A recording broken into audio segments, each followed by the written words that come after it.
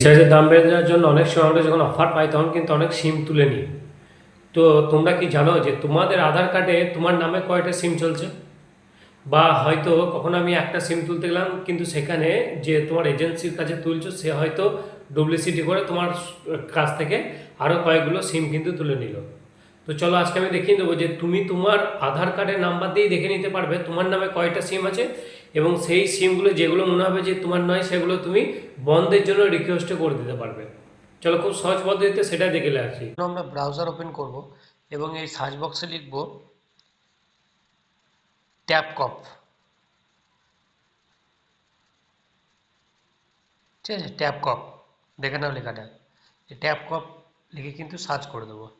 Search করার পর দেখো প্রথমে যে অপশানটা চলে আসবে যে ট্যাপকপ, এখানে ক্লিক করব। ক্লিক করার পর আবার কিন্তু নতুন একটা ইন্টারফেস চলে এলো। ওটা কিন্তু এই অ্যাপটা ইন্টারফেস। এখানে দেখো 10 ডিজিট মোবাইল নাম্বার আর নিচে কিন্তু এখানে ক্যাপচা লিখতে বলেছে।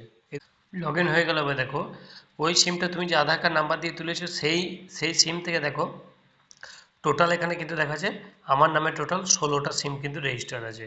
তো দেখো তার তার ফার্স্টের দুটো নাম্বার এবং শেষের দুটো নাম্বার কিন্তু দেখাচ্ছে, কখনো কখনো মাঝেরটাও দেখাচ্ছে।